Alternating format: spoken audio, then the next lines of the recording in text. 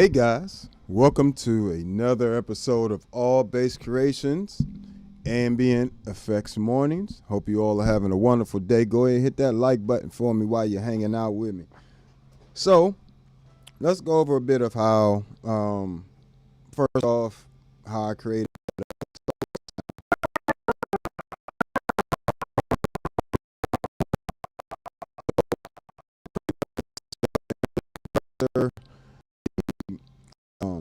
POG 3 running into the ToneX 1, which are running a JHS color box 2 tone model on here, into the Mercury X, which is running, which is a preset from actual stock preset. That's what I said.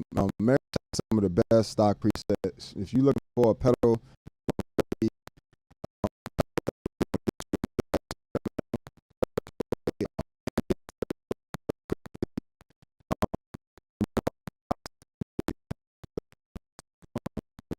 up here, I don't know what about. Let's see. Come on.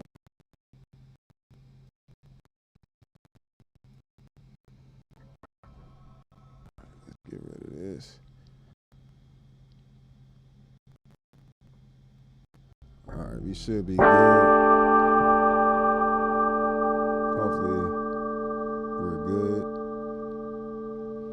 Somebody let me know if if that's better.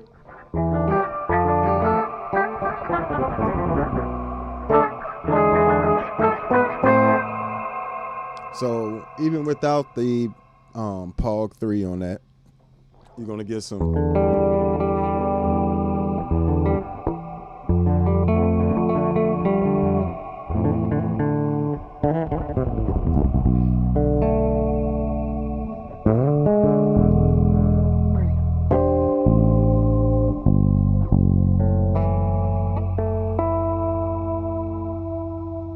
I love the way, and and that's not a sample, by the way. That's from the actual effects in the Mercury X. So that's things such as the gravity reverb algorithm that's in there. What else we got going on? A little bit of delay, a little bit of the freeze on that. Got the op amp, and what else we got? That vowel mod really gives that choir texture.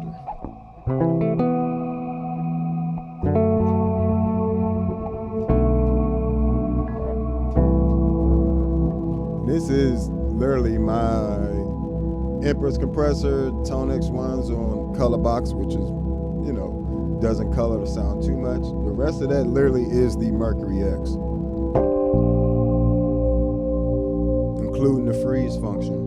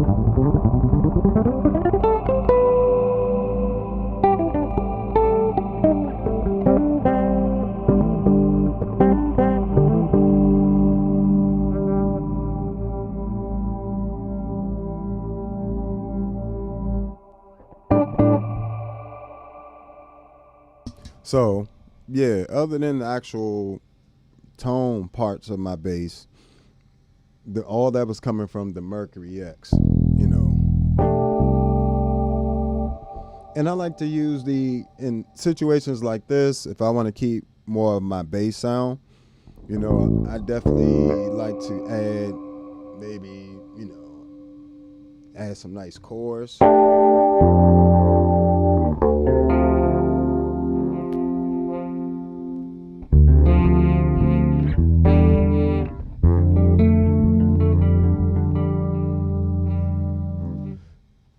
Come down here to the floor and I can go from there, play some different reverbs and delays and other effects from the Mercury X. And I do have the 10-foot switch for this Graviton M1. That's down bottom here on the floor along with a MIDI captain.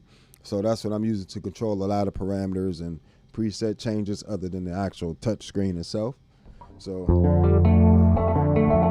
if I want to change settings while I'm playing,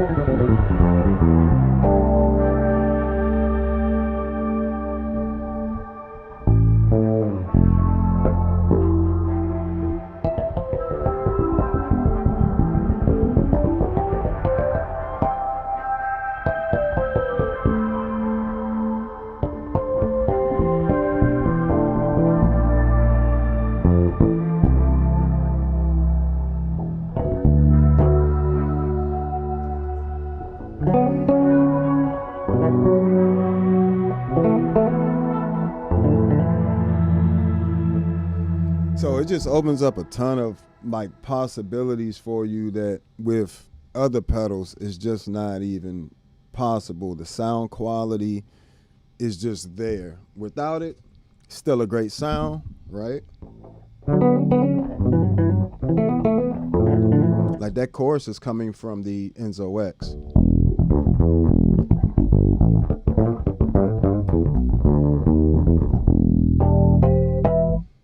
All right, so just so you can hear.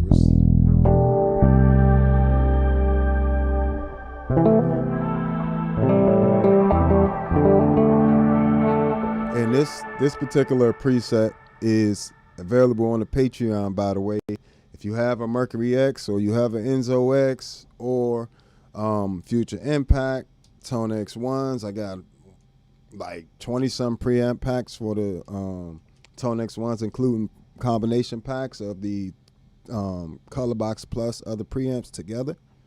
You know, check all that stuff out on the Patreon. Stuff for the C4 Synth, Zoom MS-60B plus, MS-70 CDR plus, and the Zoom B6.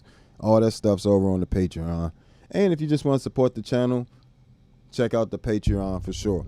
And thank you. Shout out to all the people over on Patreon that support me. I definitely appreciate you guys so much. You know.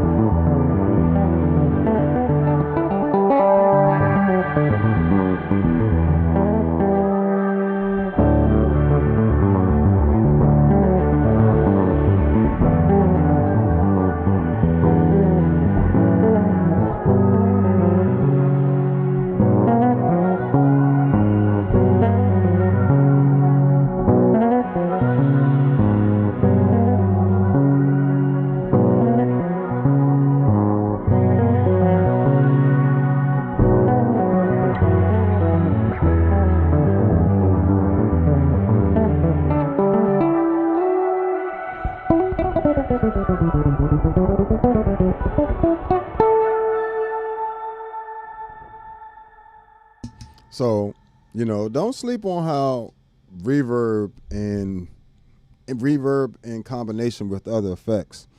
And then it's essentially like an effects loop in there inside of it. So that is my actual dry bass signal in there with the so it's basically a 4-channel mixer. You know, 2 left and right dry, and then left and right wet. And so what that allows you to do is have your nice normal bass tone. See, my bass doesn't change my tone at all.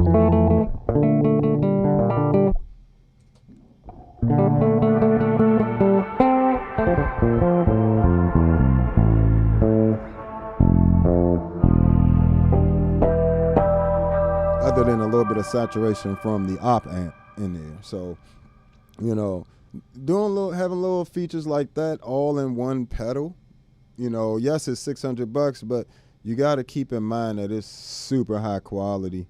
You know, you're talking about these 3 right here are top of the class of, you know, whatever category they're in. So I know they are pricier pedals. And mind you, I'm not, you know, I'm not in cahoots with anybody on this. You know, I don't make any money from that in particular, you guys buying their pedals. You know, well, you know, I do get some kickback for the ToneX ones. I do. That's why I encourage you guys to buy it through the link in the description. But, you know, it's not the case. These pedals are pedals that I just love.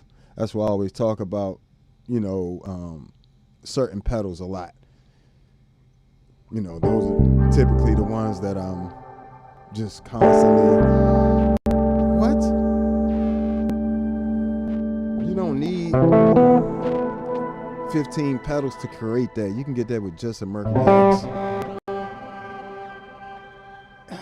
That's nasty. Listen to that tail.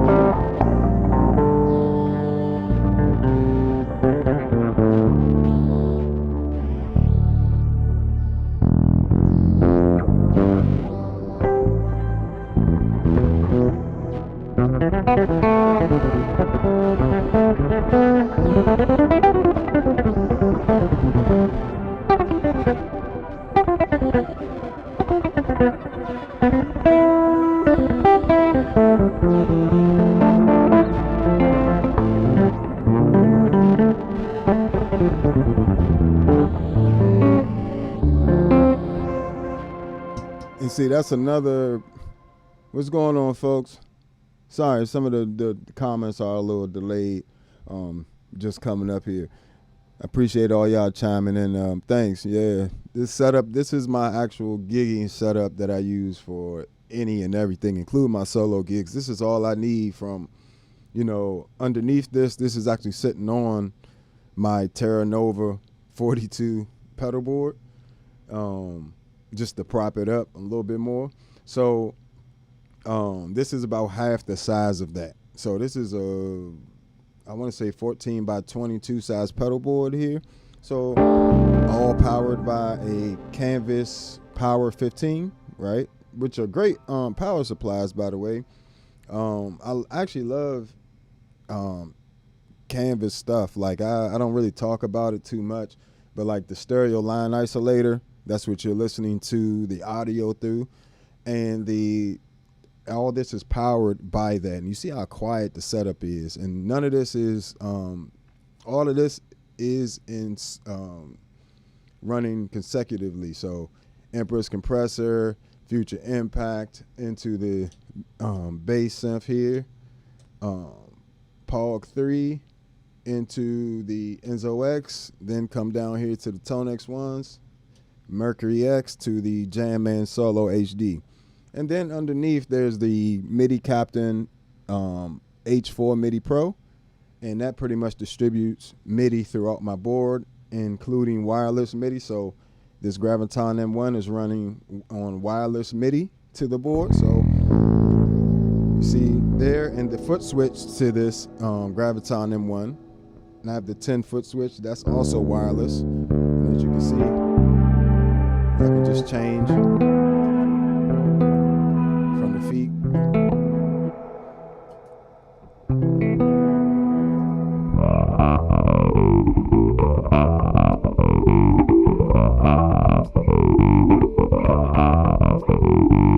Believe it or not, that is the Mercury X.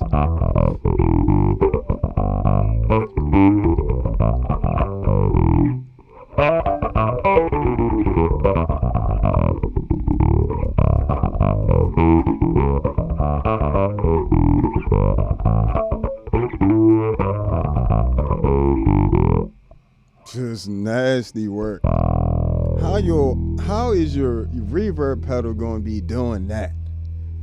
You know, I mean, that's just, for me, that is one of the extreme benefits of, that almost sounds exactly like my baseball's filter.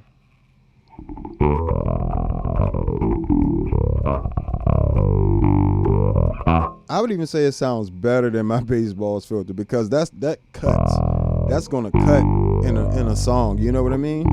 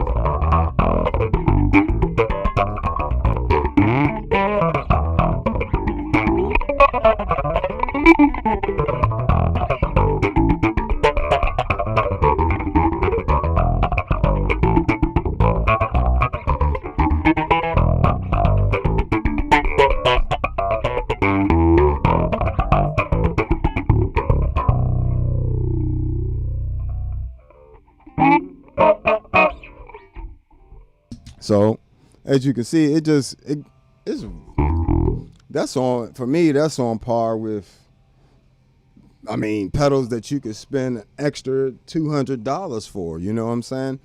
And that the filter section in these pedals are really good. These are the best out of all these pedals, to be honest. These are the most flexible. In the Meris pedals, they actually have two of the same filters that are really amazing.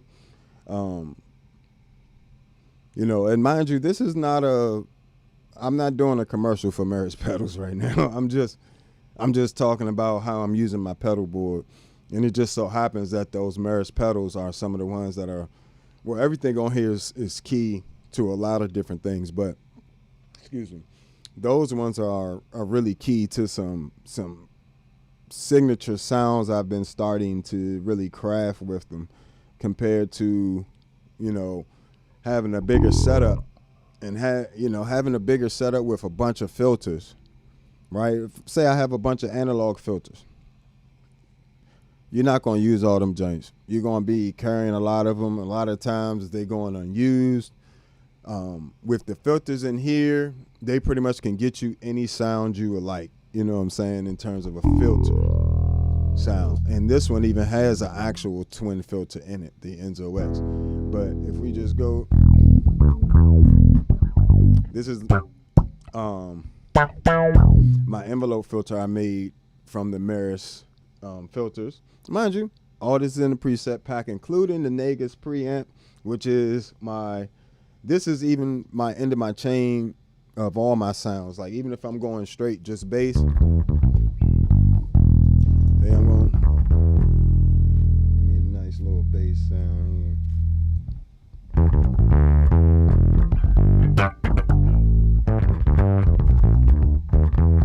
So I use it to add a lot of clarity, compression, stereo compression, and it even compresses each side separately. So if I'm doing like modulations or something running into it, it works with each side of the left and right separately. You know what I'm saying? It allows you to do that with the compressor link and the limiter link in the Mercury X. But yeah, essentially,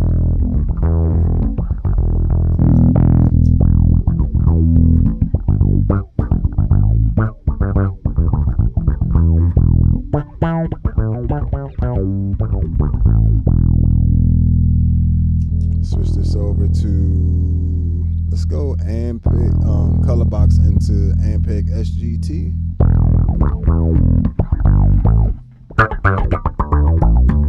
There we go.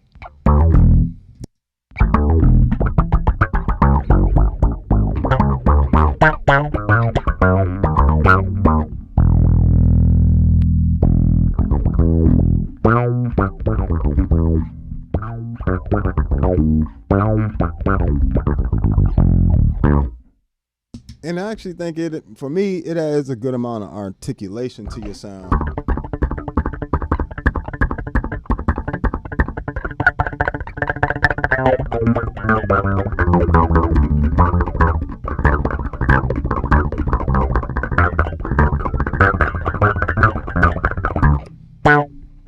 Especially if you're doing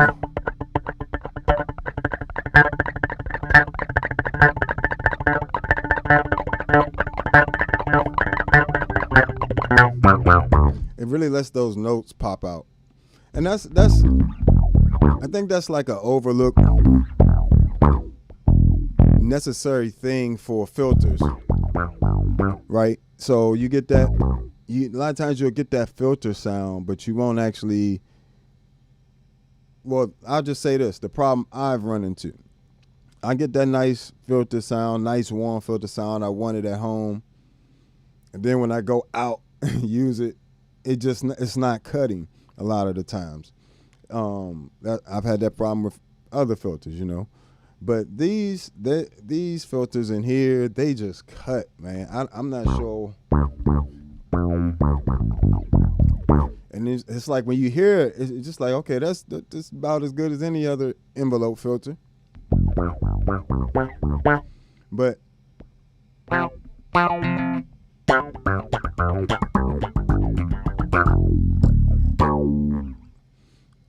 it's just perfectly, it's warm, and it just allows you to do a lot of things. But you wanna just experiment with different effects pedals like these two type. These two will definitely be a great purchase for any bass player. You know, of course, if you're in the bass synth, you got bass synth on here as well that you can, you know, if you go buy my preset pack, you won't even have to program it.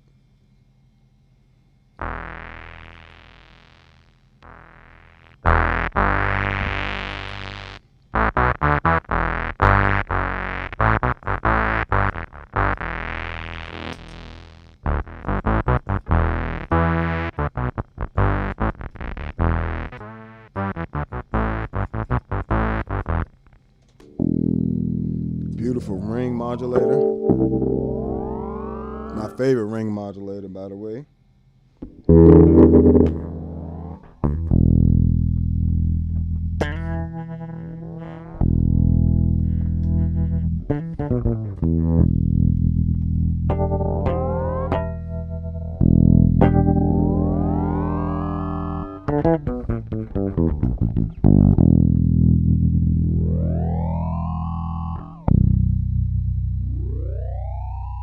Just beautiful ring modulator. Usually ring modulators for me, they typically sound a little too harsh, you know what I'm saying? And then they typically, you know, for me, they are too in your face sometimes. This one is literally like perfect. It's actually envelope triggered. So every time I play a note, it resets.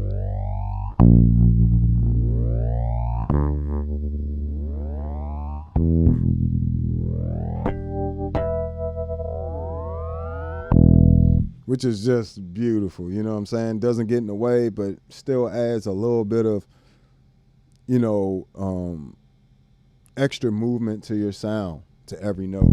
Every note becomes an event.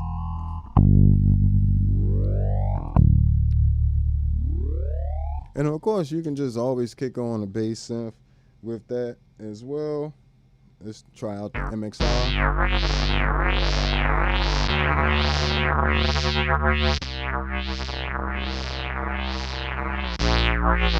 Let's hear it without it.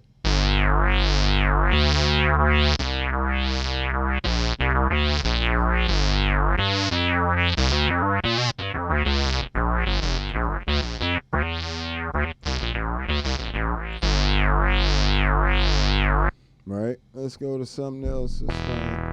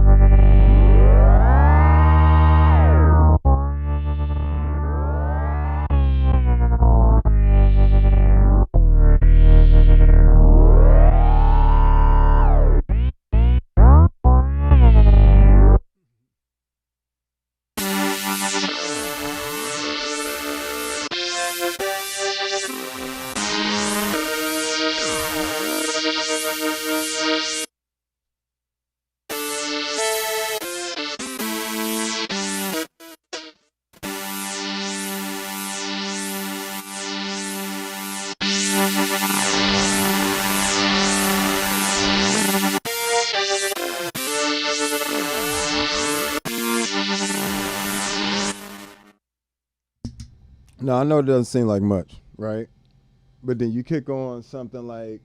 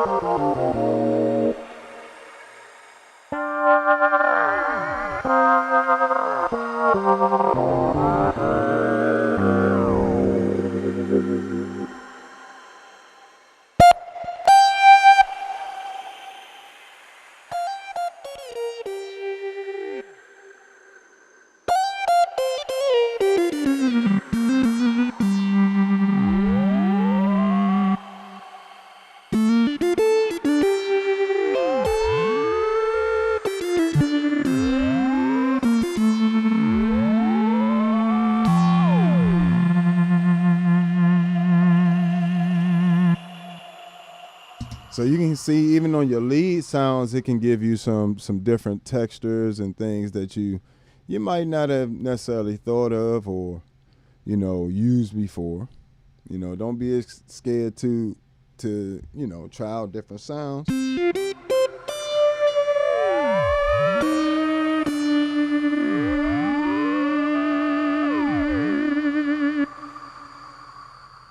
So, yeah, we'll go to the Future Impact in a little bit.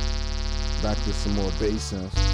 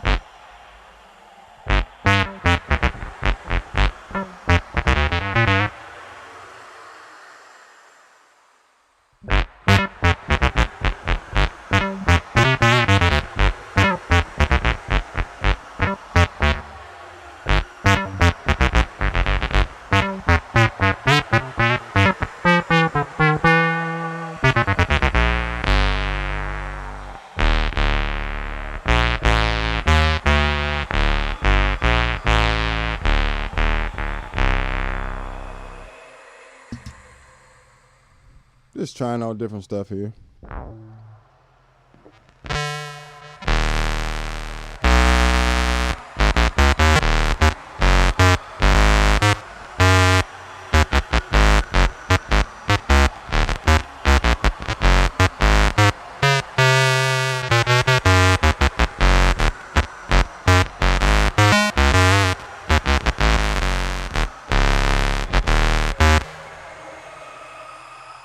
So, the Enzo X can definitely get you some really nice bass synths, even some smoother ones in here.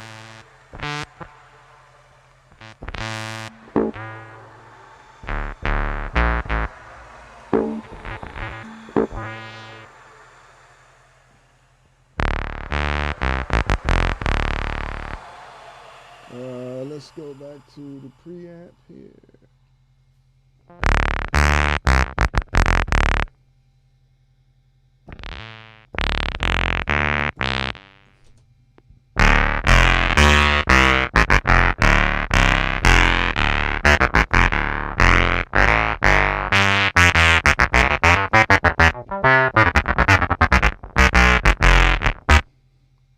So you can get some nice stereo bass synth sounds with it as well.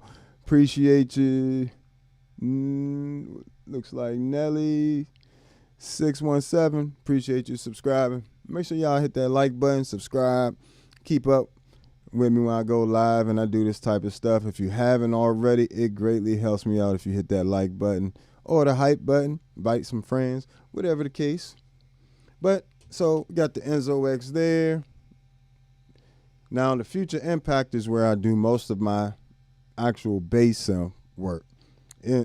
Enzo X is where I do a lot of my pads and lead sounds, and when I want to get, different vintage polyphonic synth sounds, And both of these can be played, all three of these can be played with a MIDI controller. So you get organ sounds out the POG 3, you can get synth sounds out the Enzo X, and also has amazing distortions, overdrive, amazing filters and modulations, and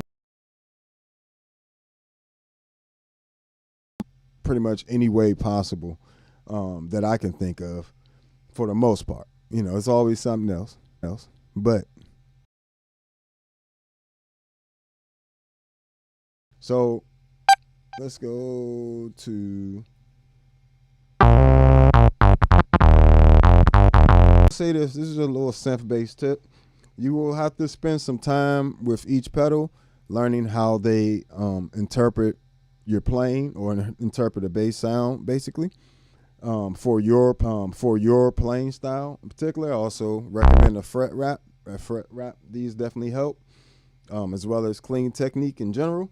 But for the most part, most bass synth and octavers are going to want more upper mids.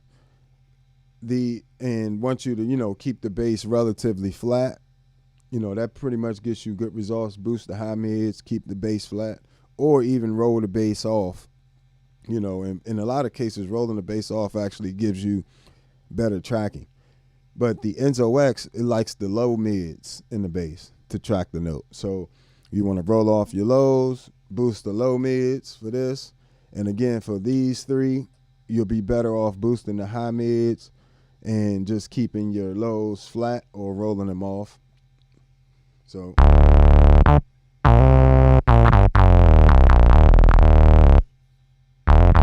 see what I got this set to. Note 1.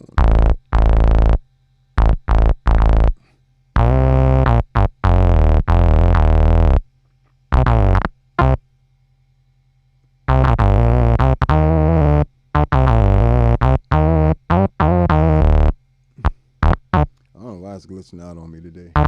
Doesn't. Oh, I don't know.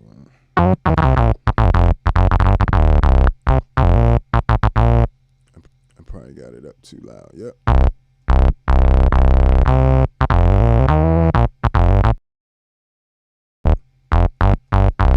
I don't know why it's doing me like. Let me see.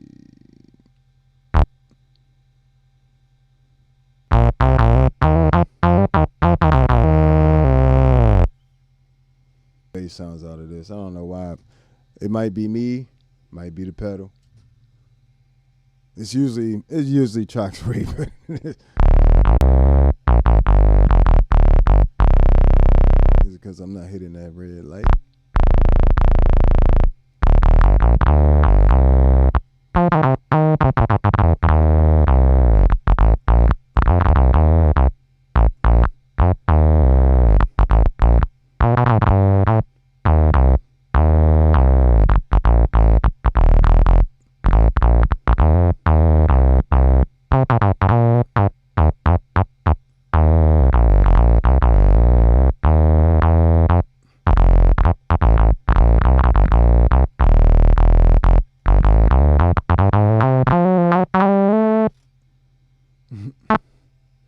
Yeah, it's tracking a little slow today. I don't know why.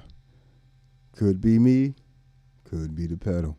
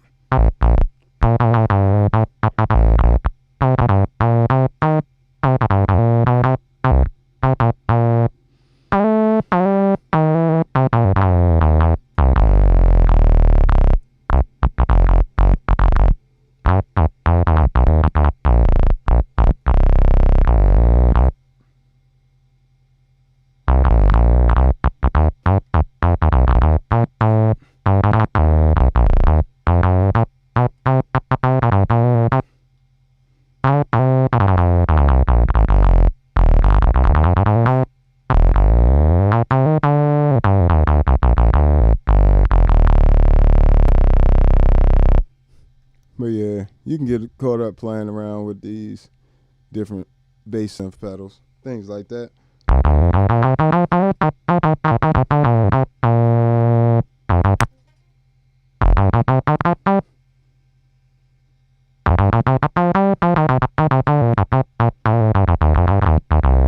See, usually, maybe the 4.1.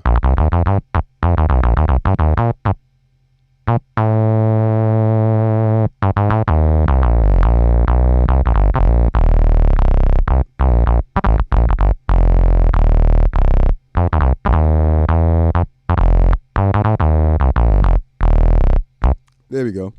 So, yeah, it was a little bit of it's a combination of both. Well, it was really, I needed my compressor in front of it. I was wondering why I was acting weird. I had it down to a 2-to-1 ratio, when this pedal in particular prefers a 4-to-1 ratio.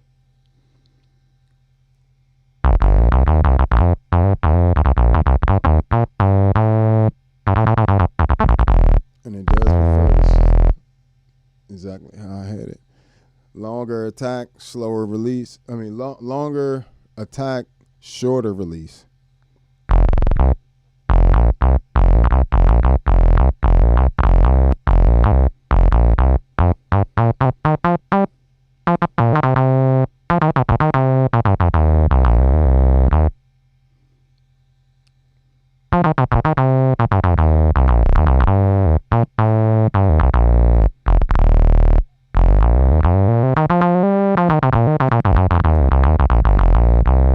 There we go. So, you can get it to track relatively well. You just have to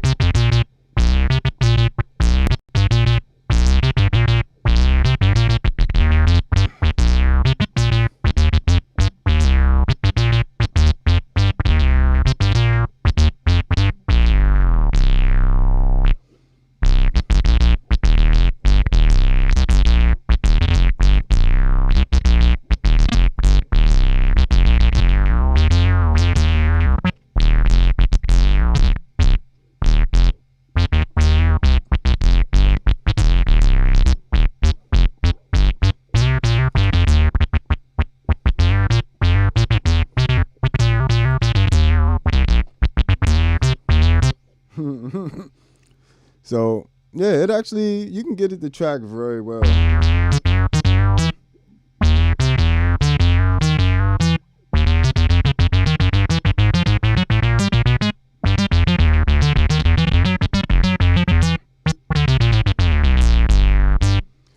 You just have to have it set up properly. So the way I got my on and off level here is at 50 each. So note on and note off levels at 50, and I'm also making sure that this light here, when I'm doing the attack of the note, that red light comes on, but then disappears shortly after.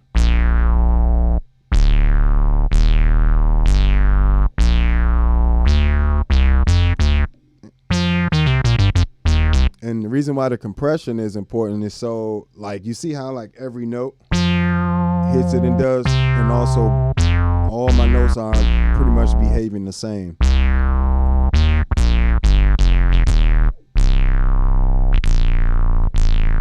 Even as low as I go all the way down here. And it does track all the way down to the low B, by the way.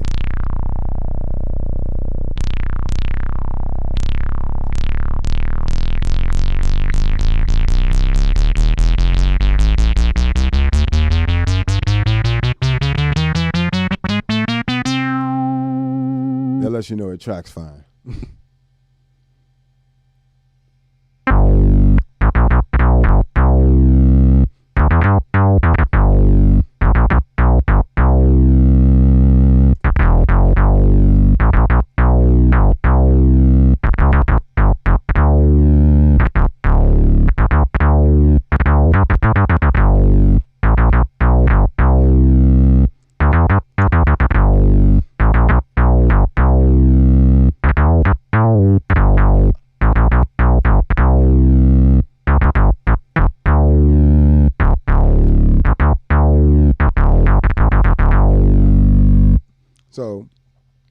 You get all your little classic songs in there, and you can still play this as actual key bass. You know, you just go into the global settings, hold that on and off switch, press program, change it to the note on in the parameters. Then you just change this over to S&T or Synth. I got mine on channel 1, channel 2 actually.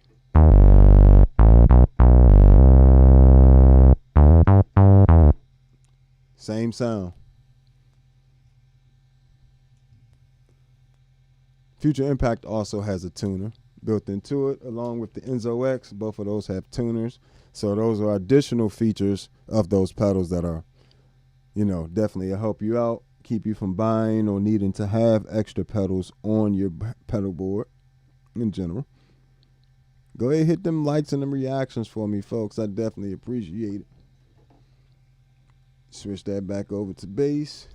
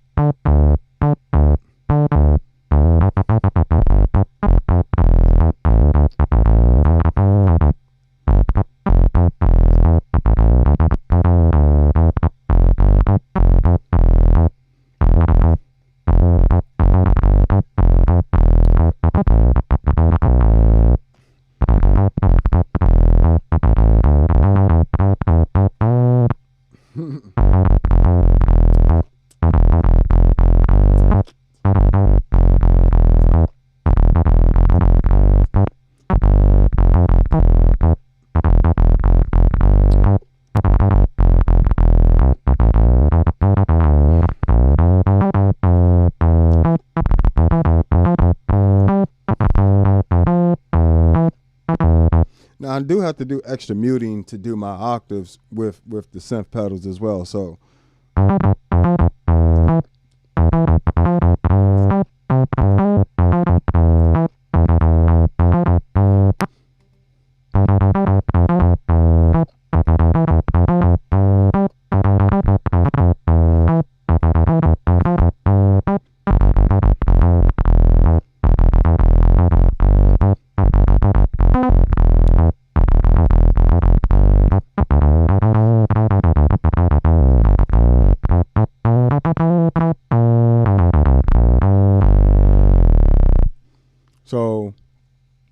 you know, a lot of times, yes, you do have to make slight, you know, adjustments to make these, you know, stuff like the octaves is a little different than when you don't have a pedal on.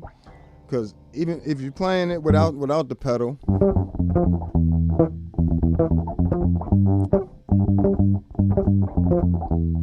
you don't actually have to play it as clean.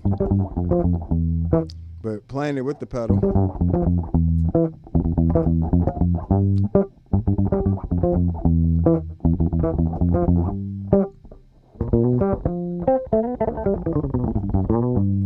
and a lot of times I notice players they're just so used to hearing strings and different things ringing out, they think somehow that adds flavor to their playing. If you have strings ringing out, that adds nothing but trash to your playing. You got to understand something about music. We are the foundation, like we are the bottom. When you're supposed to be playing a G and you got a B ringing out,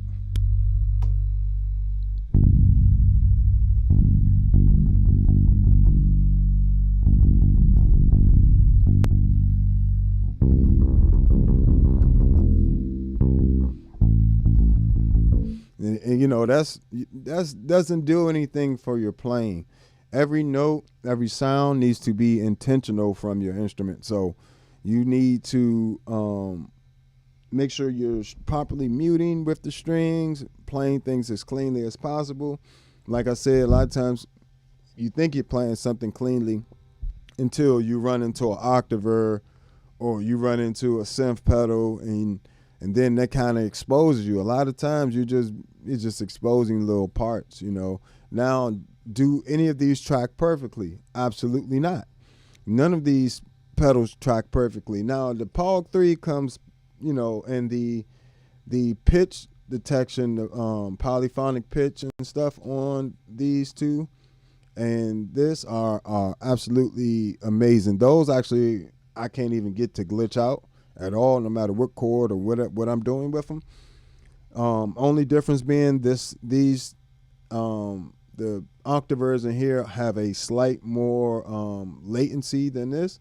This is like super lightning fast, and with the focus button off, these three are about equivalent with the pitch, polyphonic pitch shifting. And when you put that focus button on, this does get a slightly bit faster, like just a hair faster. But this mode is the best mode for if you're going to be, the focus mode on the POG 3 is best for single note lines.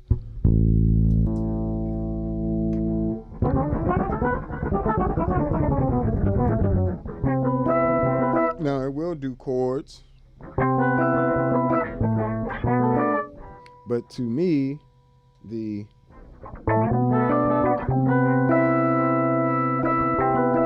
that's much cleaner than, it's like kind of dirty, a little glitchy sounding, you know, this.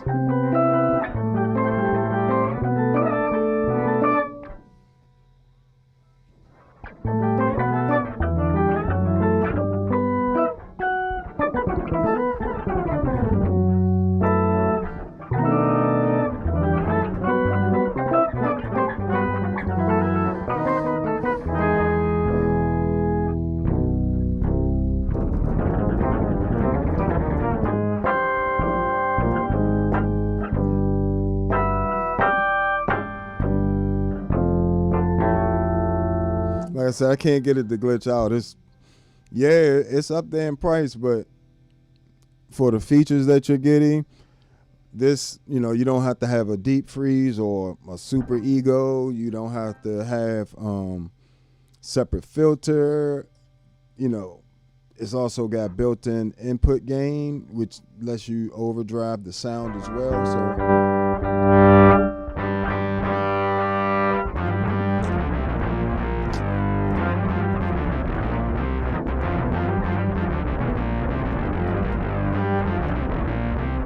And I can also add that octave down in there.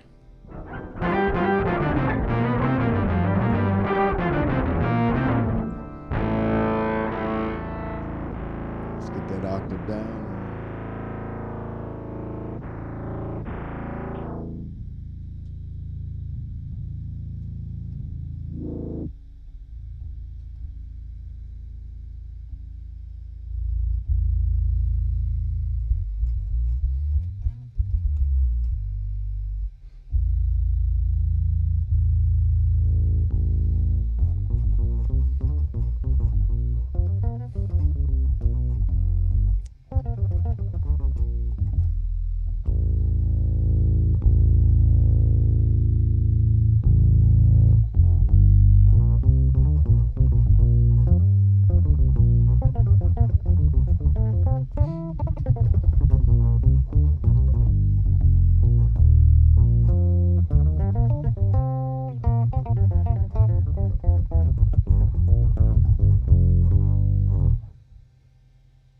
So even with the octave down on that joint, you can.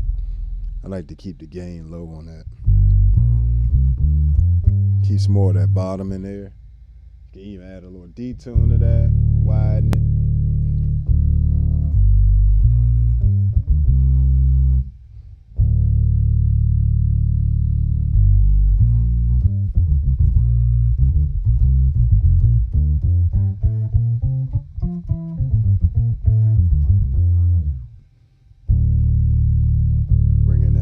Up. the octave up is going to do is just give it just like a smidge of.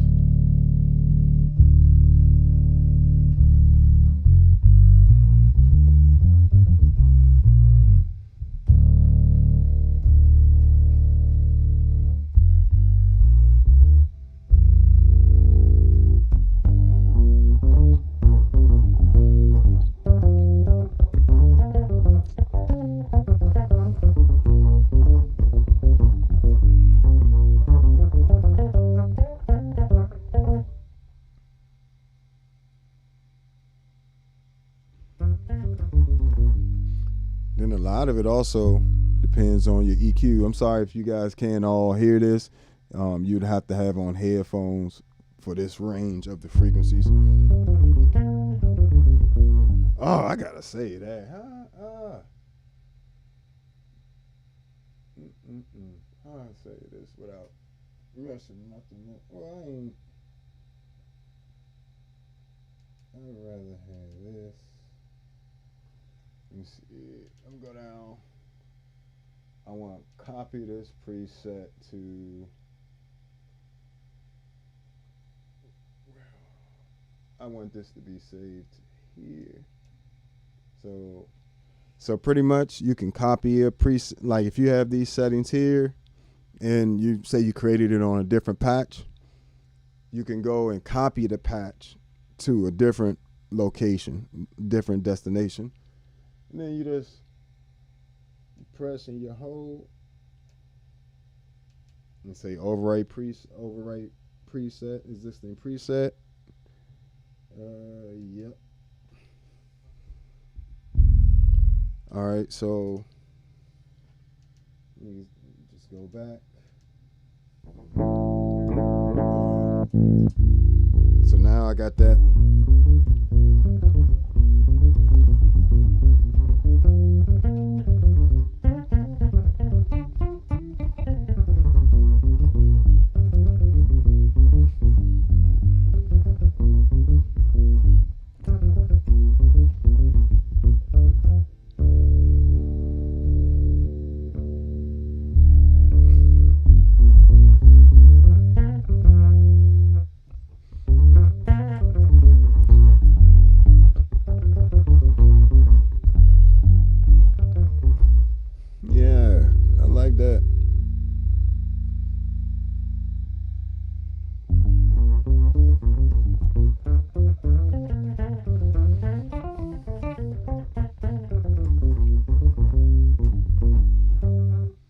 So you get some real synth like sound there. Now you can have different variations of that. You can have the filter open.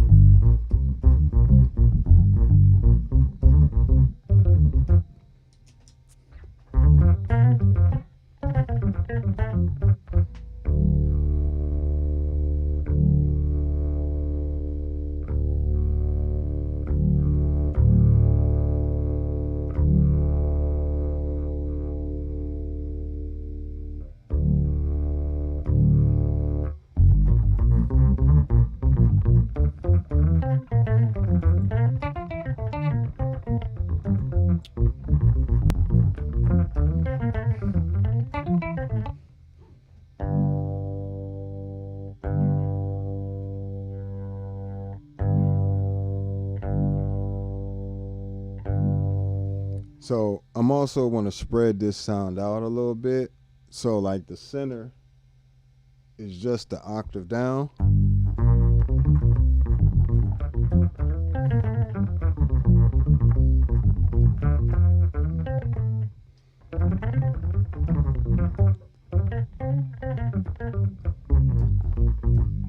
Let me change this name real quick before I forget.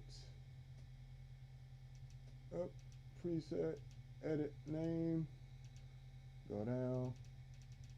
Just need to change this to a minus, plus, minus. Press. All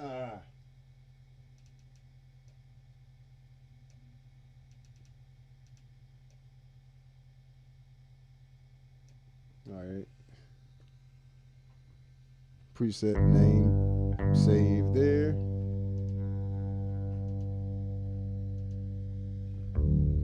But not the settings changes I just made to it.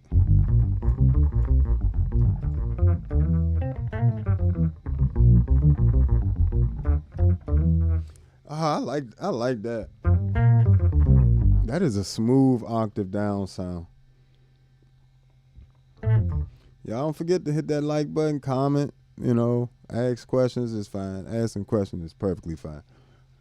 So you can even, I'm also going to copy this preset over to another location, another one.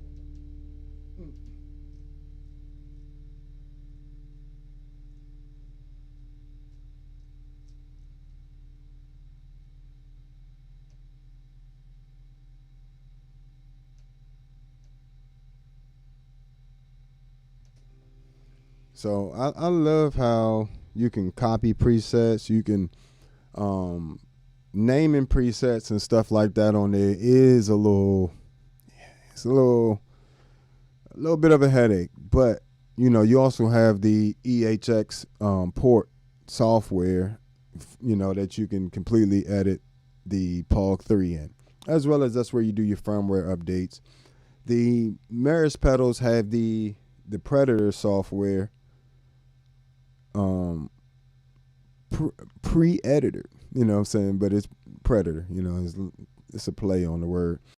Then the Future Impact has the Future Impact editor 4, and that's pretty much the editor for this pedal.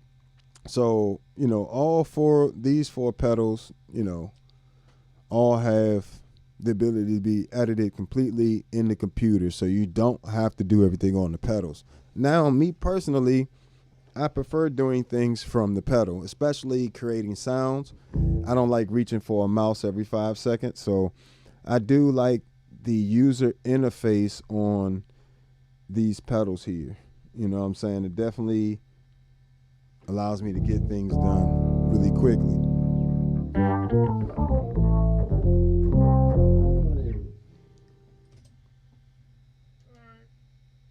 So got that done. So now for octave down, might bring that volume up.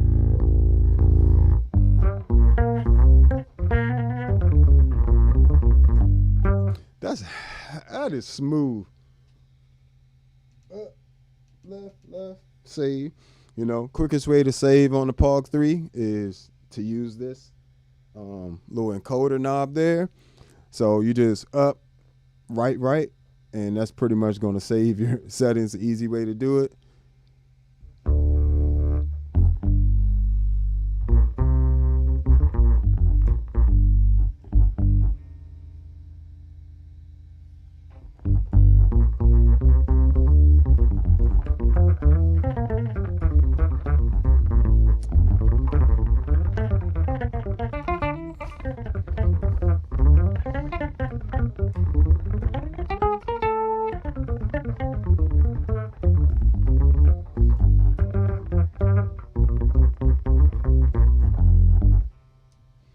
And I can even do a little cool stuff like, if I wanted to theoretically have the one side be a bass sound and the other side be a guitar sound running through a guitar amp. That's why I love having two ToneX pedals here.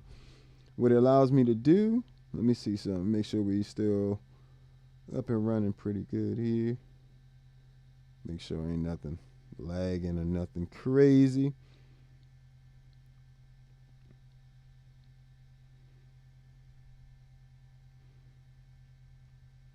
Make sure y'all check out my preset packs for all this stuff. You ain't even got to spend all the time programming all this stuff like I did, right? Spent hours. Check out that patreon.com/allbasscreations.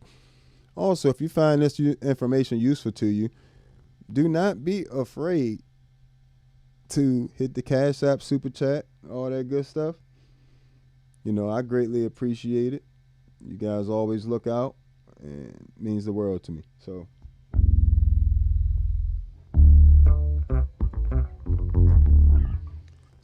with something like that, let's say we go an octave up and octave down. We go completely right and left with those channels. For this, I'll open up the filter a bit.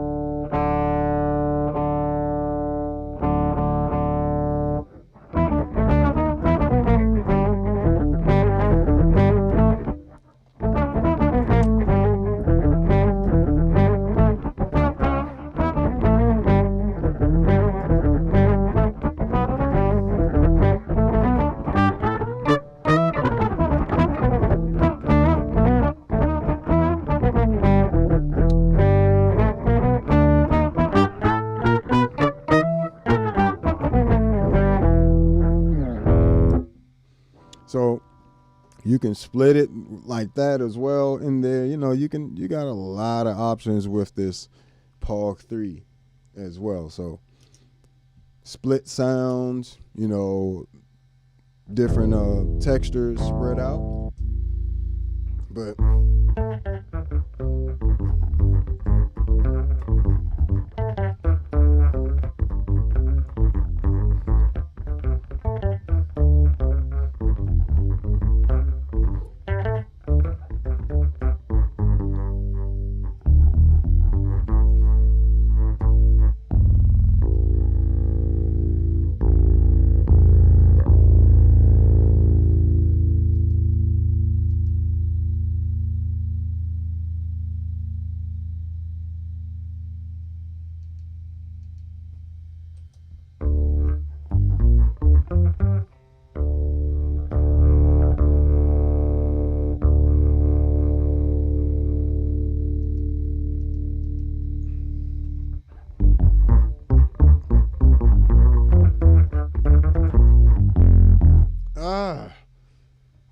I gotta make a patch out of that. That's crazy. Gotta make a patch out of that. Let me see what my Enzo X patch is.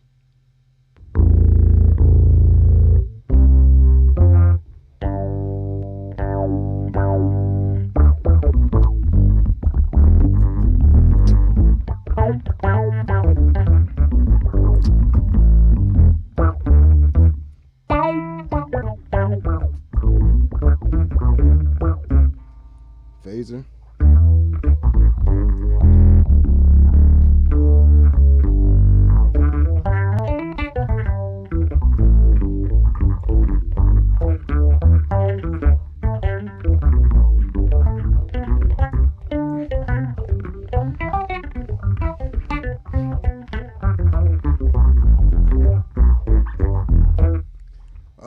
What's going on, folks? Usual suspects starting to show up in the house. Appreciate you as usual.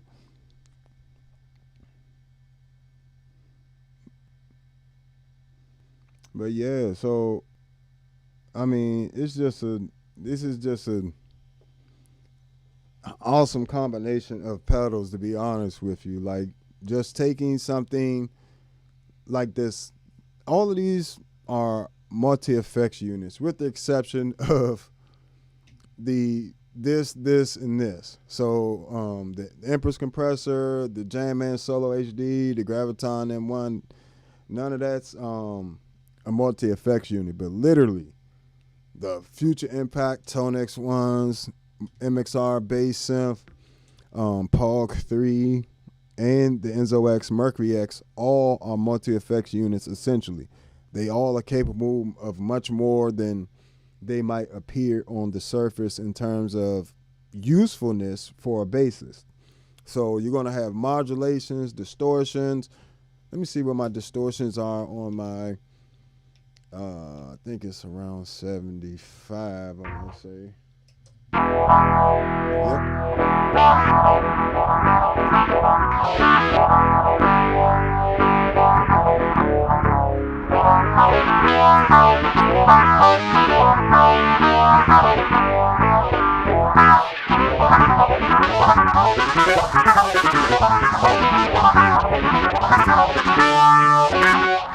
And the that's the future impact, yo. The future impact is an insane unit. Not only do you get more oscillators and options than any other unit, because no other unit is going to allow you to have 4 oscillators and then have 3 different waveforms that you can combine to create custom waveforms on each oscillator. Then you got a plethora of filter options. You got full ADSR, you know what I'm saying? Attack, decay, sustain, and release. Control over the oscillators and the filters separately, and different forms of that, you know what I'm saying? Then you got octavers. Like you can have 2 different octaves running. You can turn them into chords. You got a whole harmonizer block. You got a distortion block, overdrive. And if you didn't know, delay and like modulations, most modulations, what was it? Modulations, pitch shifting, and what else? Filters. All that stuff is made from delays and reverbs. So delays, the flexibility in the delay section in the future impact means you can create choruses, flangers, phasers. You just have to use different delay times. And you also get delay in there as well. You get no compressor in there. But you also get an EQ in there as well. So you can use this as an EQ pedal if you would like, you know what I'm saying? So it's a great value. And it's in a very small package, doesn't take up too much space. So we got a question here. Now that you've had the MXR bass synth for a while, how do you feel about it? I think it's a good pedal, you know, as long as you don't try to make it a vintage synth bass synth pedal. Like, just let it be a bass synth pedal. And by that, I mean the future impact is a real key bass. Like, you can literally hook a MIDI controller and play it as a key bass.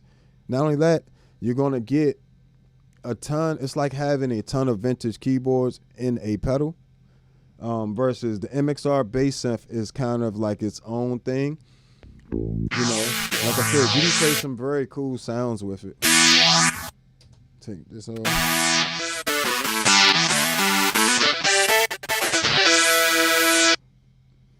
I can also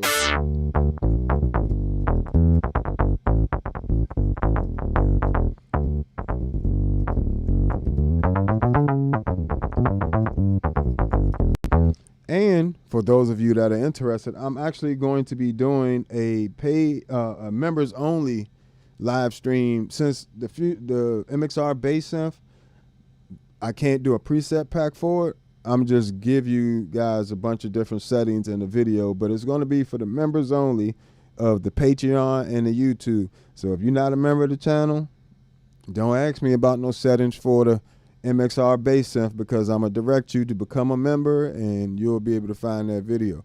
So that's how that's gonna work. But yeah, stuff like that, pedals I get that I can't do preset packs for, I would definitely be doing members only videos for, where I'm, you know, really give you guys the exact settings and how to get to every single thing that you need with the pedal.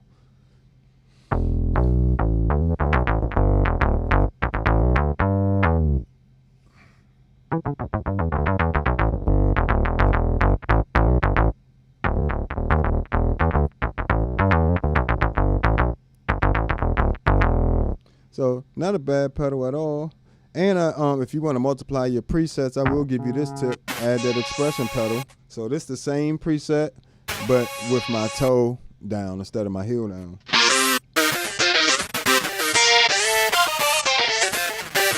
Which essentially allows me to have 2 presets in one that I can also morph between.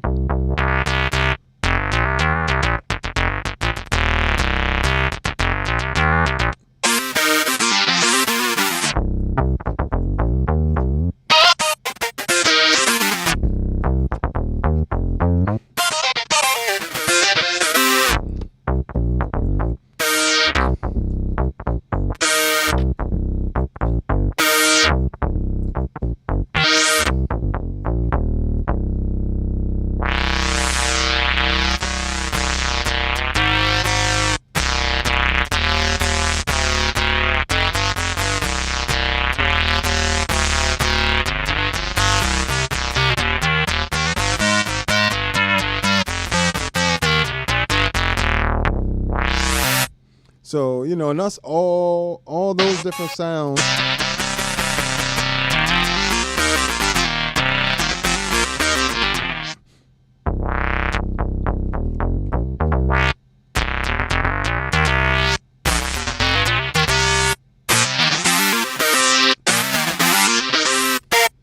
That's all in one preset, you know, through the expression pedal being able to morph from one preset to the next. So instead of thinking of this as 8 presets right here with the MXR bass synth, you could think of this as 16.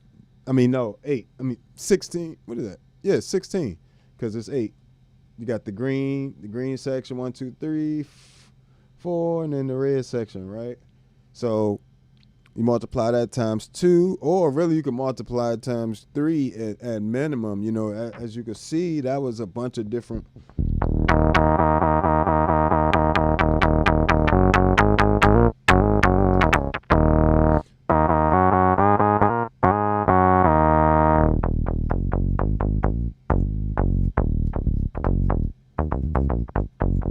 Also, you also have a sustain feature on here. I have my foot set, so if I want to sustain a note, I can just press it and it'll sustain. So essentially you got a freeze function with it. So now I can just not playing anything. And then when you let it go, you're back in the game. So, I mean, I suppose if you had some dry signal in here, right?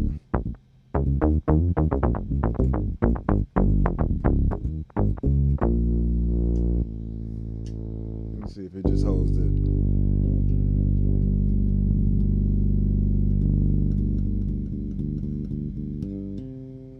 So it'll let my dry signal through a little bit that way.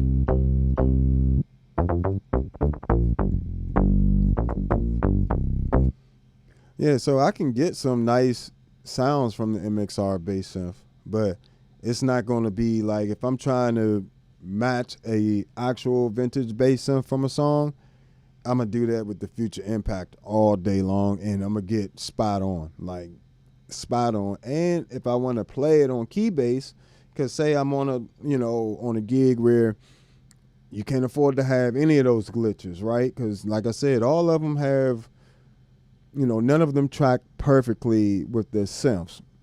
Octavers are different. Like these three as octavers are just insane. But, you know, or even a Future Impact as an octaver, as you heard there. You know what I'm saying?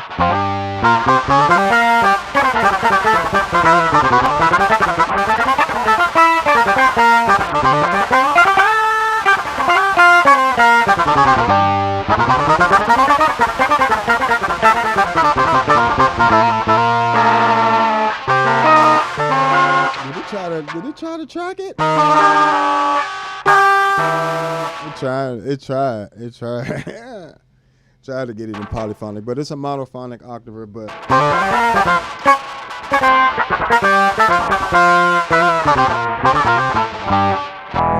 actual guitar amp.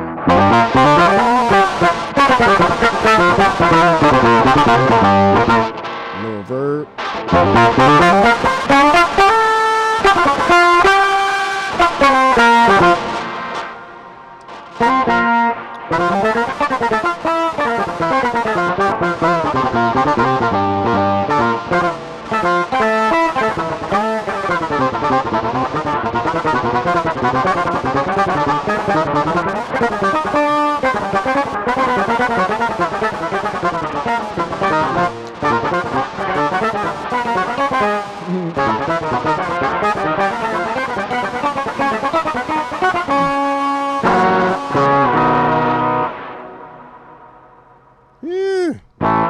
So you can get a nice sound with that too, you know what I'm saying? Nice chorus sounds.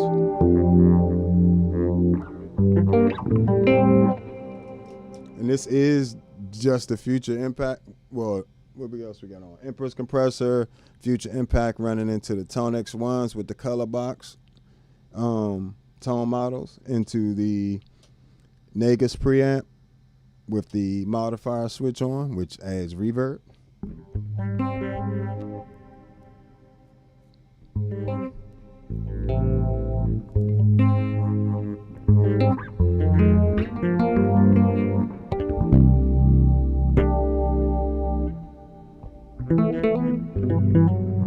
Very nice.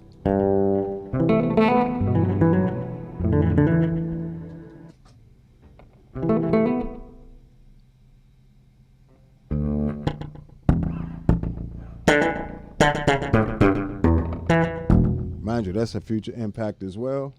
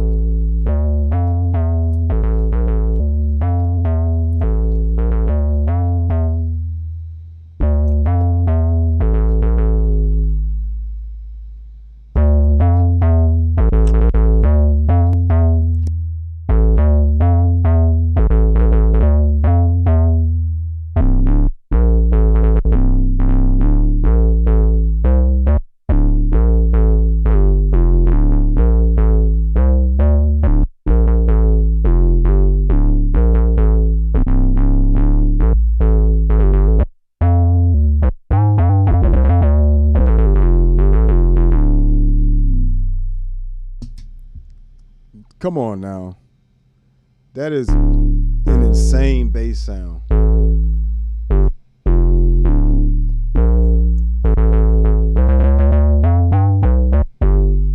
So I wouldn't, if you want to get to the nitty gritty, what I really recommend over what, I am going to recommend the Future Impact V4 VIP over the MXR bass synth. That's just me. Now, I will say, if you are one of those people where you really don't want to, know what you're doing with a synth. Like, let's just be honest. Most people don't know how to use a synth. When I first got these pedals, I had to go through a huge, massive learning curve of how to build sounds from scratch, from oscillators, how ADSR works, how the filter and the filter settings. I already knew how to work all the effects and all that other stuff from playing bass, but I still had to learn how to create sounds from scratch from an oscillator. So essentially, when you're getting something like the Future Impact, the MXR bass synth, the Enzo X, you're getting a full featured synth. You know what I'm saying? Now, the MXR bass synth does not have MIDI. You can't play it with a keyboard. You only got, technically, let's just say 16 presets if you have the expression pedal. And you also have a freeze function in there, but you got filters, you got a chorus, you got an LFO envelope filter, but that filter, like I said, can be set as an LFO filter as well. You know, you got a attack and decay on here. Do you have decay? I'm trying to remember if you got decay on this one. But you also have a compressor built in here, which I don't particularly care for. You know, but you get 3 different oscillators at once with this. So really, if you're in the middle of your expression pedal, between both settings, it's almost like you have 6 oscillators. So if I got, for instance, this setting here and this one here, and I go to this, it's like combines the two.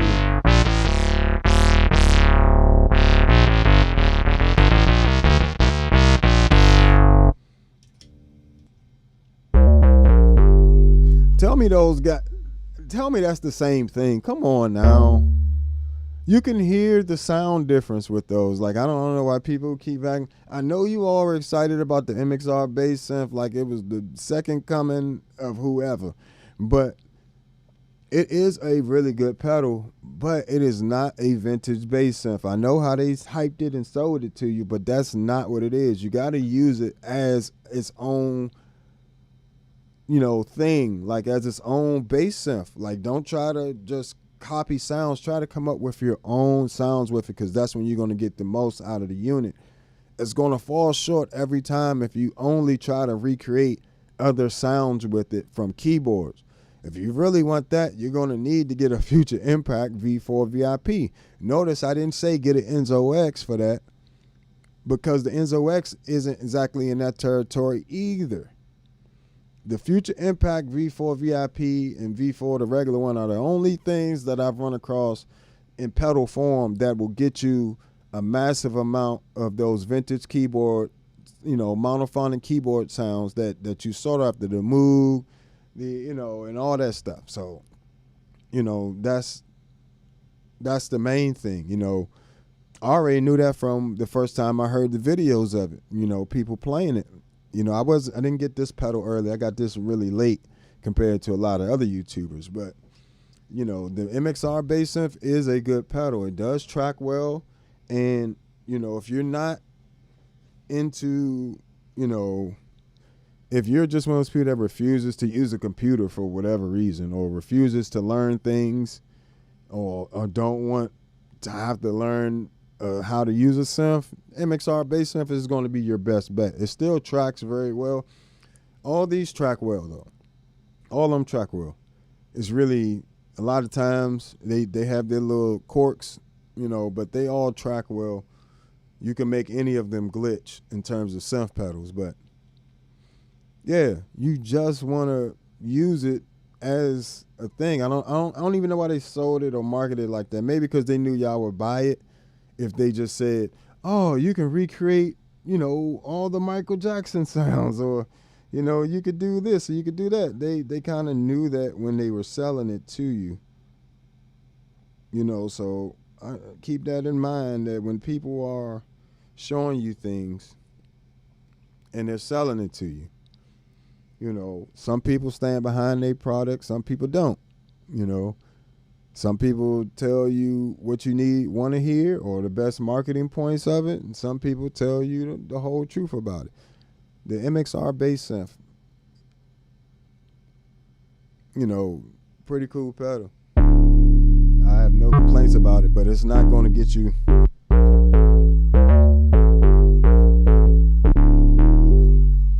MXR bass. I mean, this Future Impact V4 VIP has better bass synths than the I got a Motif 6 over there, one of the original Motifs.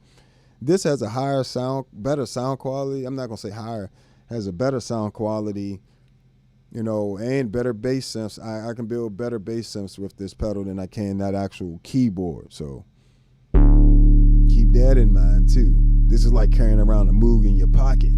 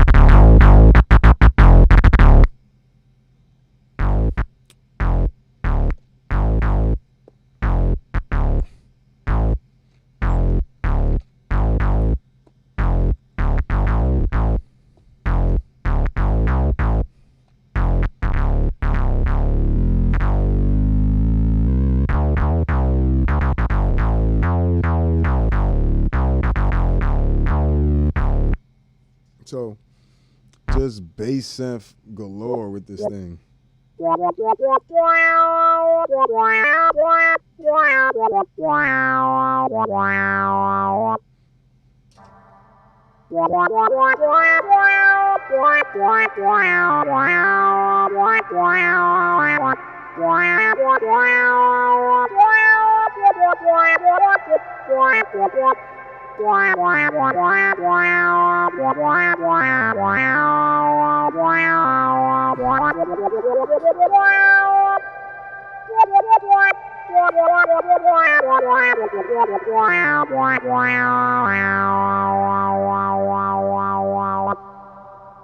lot of these sounds are in the preset pack on Patreon for the Future Impact V4 VIP. I'm trying to tell you, that joint, you're going to miss out. You're going to miss out trying to get everything else. I ain't going to lie. If you want that real vintage bass sound, like incredible sounds like that, I'm just going to be brutally honest right here. The Future Impact makes the MXR bass synth look like a toy. It makes it sound like a toy to me when I'm listening to them. I would love to see that do that. I would love to see the MXR bass synth do that. You can buy more than one pedal, people. You can have more than one pedal. Is that such a crime? Do you really have to have one or the other? Why you can't just get both at some point? You know, pick which one you want to prioritize, or, you know what I'm saying? I would get both of them. I have both of them. So, you know, I don't feel like the MXR bass synth is trash. I don't want you guys to get that impression. I absolutely can't stress, like, this is like a lo-fi synth compared to this being like a modern, like a vintage Moog synth. This is more something different. This is more like a modern, I want to say, you know, you can get the CS80 sounds out of here as well, but like, you know, you can get like this polyphonic sounds out of there. I think, yeah, it is CS80.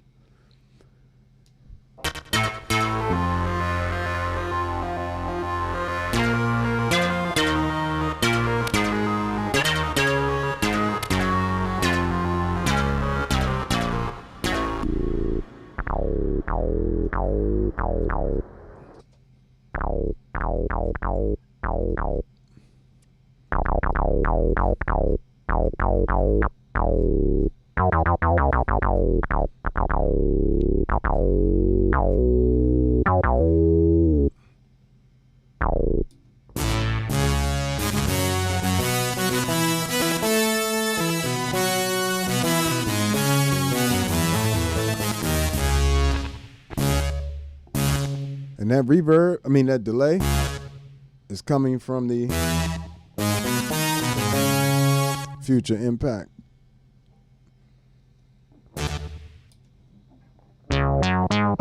Yeah, I'm taking y'all through the pedals today, huh? We're really going through these strings. But this is why I've been able to really condense my setup. I don't think people realize everything that these pedals can do. Like, I am thoroughly impressed with every single one of these pedals, to the point where, like, I've replaced 20-something pedals. You know, that big old pedal board, 20-something different pedals. The Mercury X took out about 8-9 pedals. You know, the Pog 3 took out a rack of pedals, took out the OC5, the Poly Blue, the Deep Freeze, the Hog 3. What else did it take out? MXR layers. Well, technically the Mercury X took out the MXR layers. Pog 3 took out the Deep Freeze. But yeah, I mean, sheesh, you know, they just, and the Future Impact, I definitely have to use that more. I'm gonna start using that a lot more, because it just has so many. Every time I start going through sounds, I just get, it's like I'm hearing it for the first time.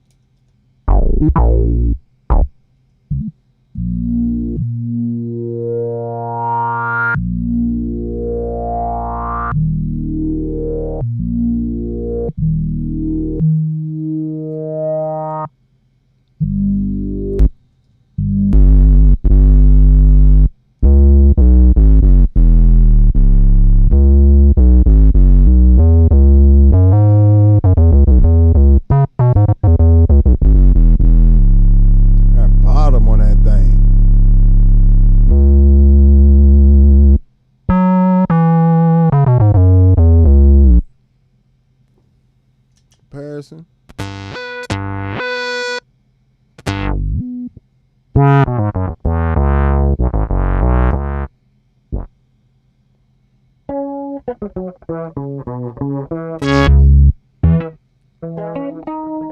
is a chorus sound I did with the MXR bass synth.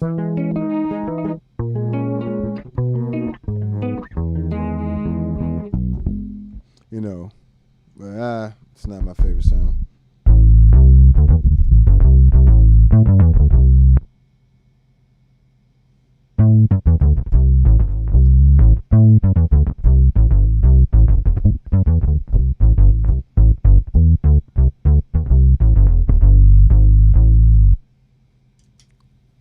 So it's not, like I said, you got to use it. Yeah,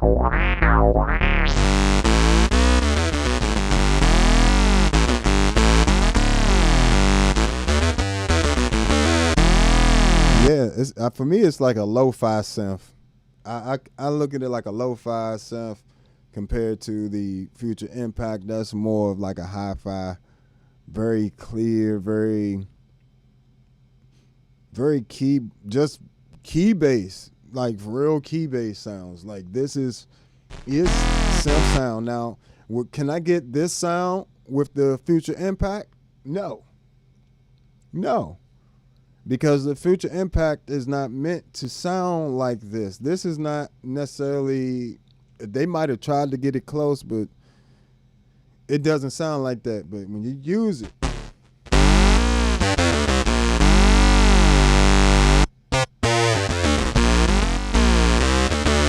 like that's a good sound.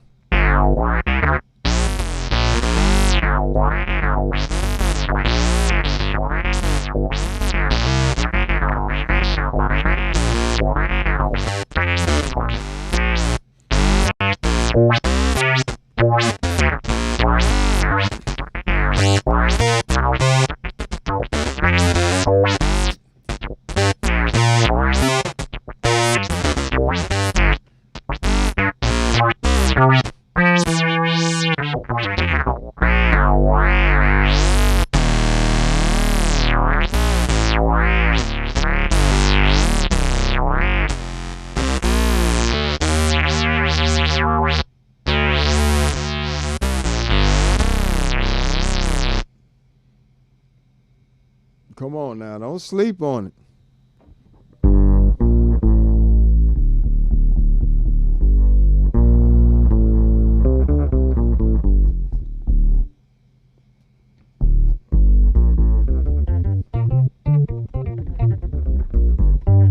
That's a nice octave type sound. And I did create all these patches, these presets in the MXR bass synth myself. I'm not a huge fan of the stock presets on there, or really on any pedal except for the Meris pedals. Meris is probably the only company's stock presets that I just definitely have fallen in love with and just continue to use ever since I've had the pedals, even though I've designed my own preset packs. And, you know, sometimes it was a decision between the stock presets and to save my own preset, and I had to just be like, I can get the preset back later. But trust and believe, you'll run out of preset space real quick with those pedals, because the stock presets you're not going to want to get rid of. Like, for instance, you know, Enzo X.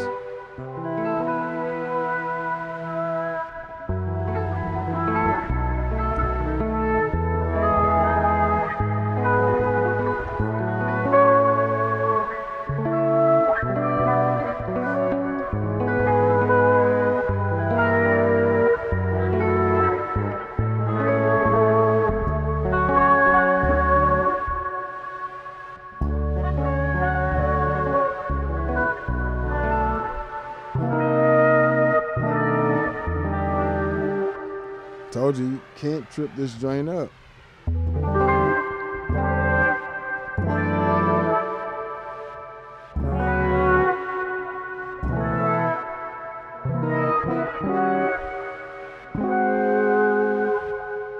And it does it so gorgeously.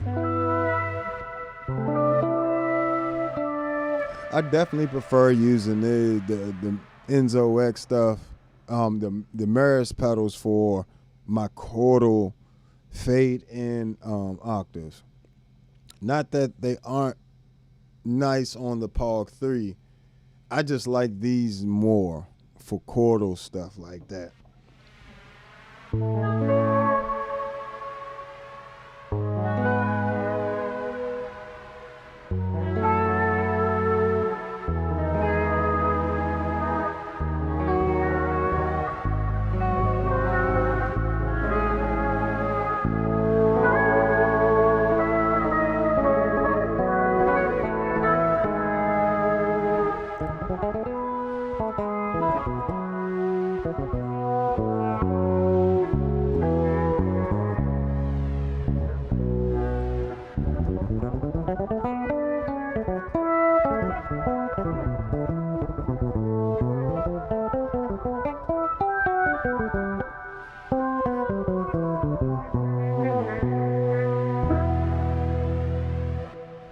See what I'm saying? Tracks amazingly.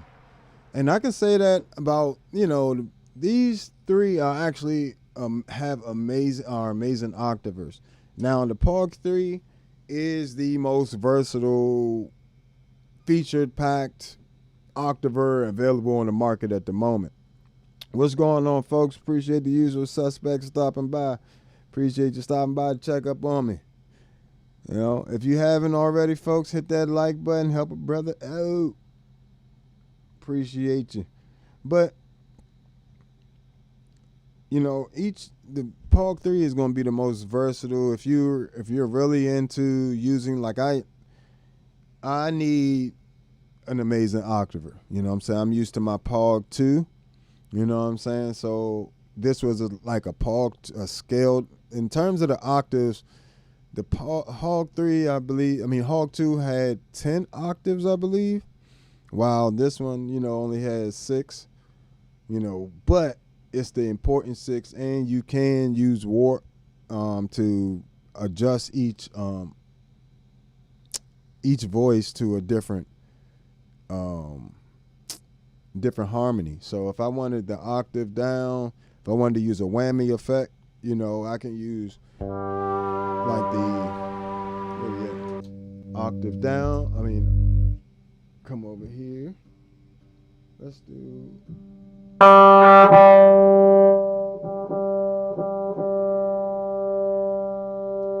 Or the expression down and go to expression. Let's go over the warp.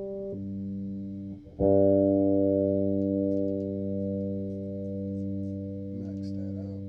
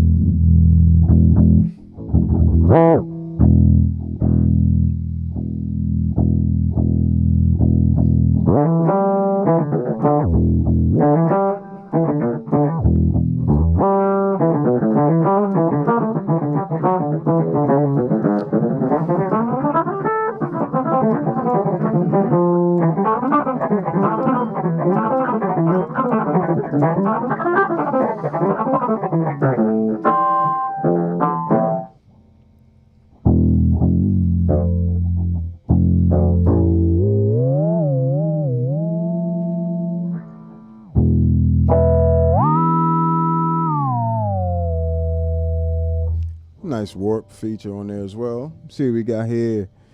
Hey, I have to send my Park 3 back to. The screen stopped working and they're gonna send me a new one in a month. They said. That's amazing. Yeah, they've been having a little bit of problems with the Park 3. Like I said, this is the good thing about having somebody like me on your team, folks. Cause you know why? I can say what I want. I could do what I want. I can give you the truth. 2-3 days after I got my Electro Harmonics Pog 3, it clunked out on me. The firmware wasn't stable. So, mind you, I had to send it back. I waited almost an entire month for them to reprogram the firmware. It took them a month. I suppose they had a bunch of probably Pog 3s they had to repair. So, now I'm running firmware 82, but I don't even know if they released that firmware yet at all. You know what I'm saying? They still was, last time I looked, it was at like 72. So, firmware 82 is what I have on here, and it's been working great. I will say I liked the way the firmware, the firmware 72 update for the Pog 3, I liked the way that performed. Like it was actually, it had a little faster than it is now on firmware 82. It's like a little bit more latency, but I suppose they did that to keep it from overtaxing the system, keep having that breakdown problem. So let me see.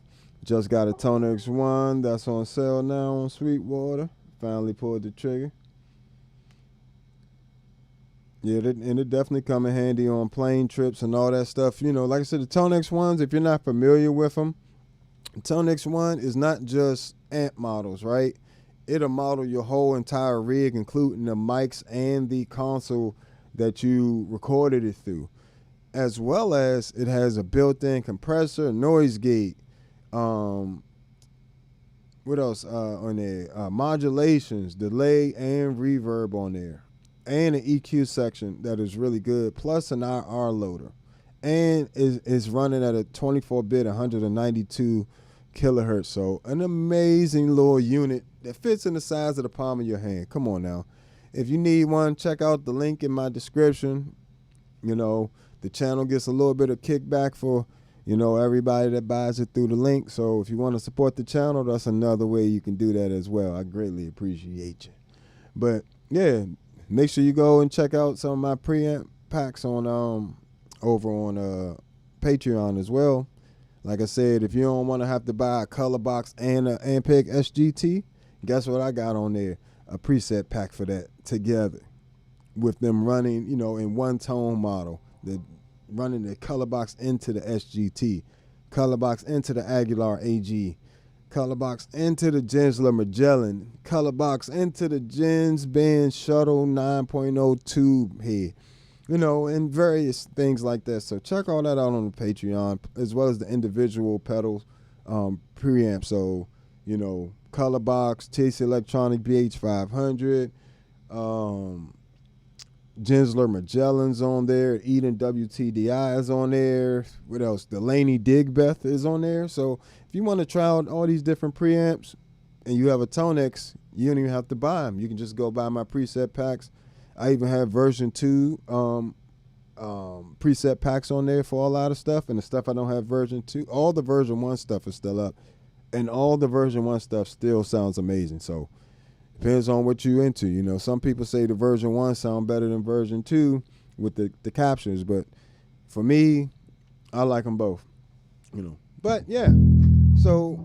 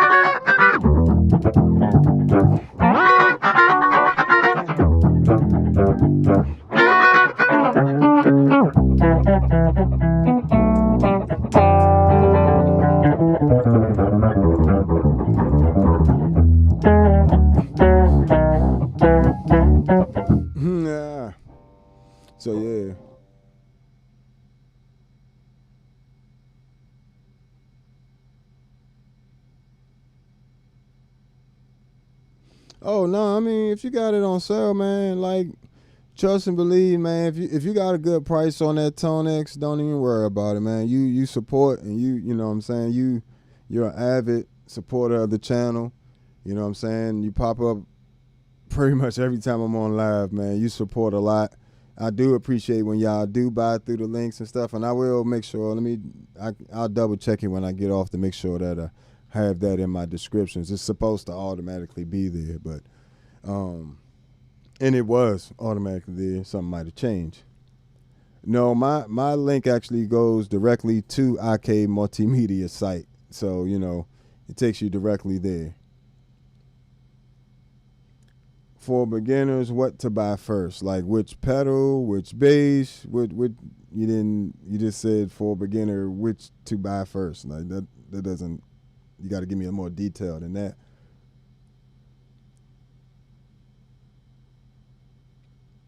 Yeah, that works too. You know what I'm saying? Like that's the whole point of it. Me and IK Multimedia are gonna be doing a lot more stuff together in the future. Hopefully, that's the plan. So as they come out with new releases and stuff, we'll be working on it. For a beginner, I recommend getting you something like really a Zoom MS-60B plus. I wouldn't recommend getting a whole bunch of pedals. Get you something like that. It's going to have all the different types of effects in it. It's going to be one pedal, and you need to learn how to use that. It has an app and everything. If you have an iPhone or iPad, you can edit the MS-60B plus or the new Zoom multi-stomp pedals on your phone or iPad. So that's what I would recommend, and just take your time, start learning with start with one effect at a time, you know what I'm saying, and just work your way up from there. Start with that little Zoom pedal, learn your way around it, learn what different effects you like, and then as you're listening to different different effects, start listening to how you want that to sound with you playing through it on what song. MS-60B plus. So let me see. Yeah, there you go. That's it right there. MS-60B plus. Appreciate you, Jay. Yeah, that's what I recommend for beginners. Don't spend a whole lot of money. Don't go too big too fast. It will discourage you. You know what I'm saying? And it will make you not use something more than you actually use it. You know what I'm saying? So definitely go with that, and that'll be your best bet, because it's got amp models, it's got distortions, overdrives, filters, modulations, delay, reverb. It's even got synth pedal in there. So you can even start learning how to use the synth pedal through the multi-stomps as well. So definitely check that out. Oh yeah, I do have a preset pack for that on the Patreon. Thanks for reminding me. Appreciate you. The Zoom B6, the Zoom MS-70 CDR Plus is also another pedal I recommend, maybe as your second pedal, and that'll give you access to additional modulations, delays, and reverbs, and it gives you up to 6 effects at a time. So, that's what I recommend for beginners all the time. I actually started with my first pedal was a Eden WTDI. Let me see. First pedal was that, but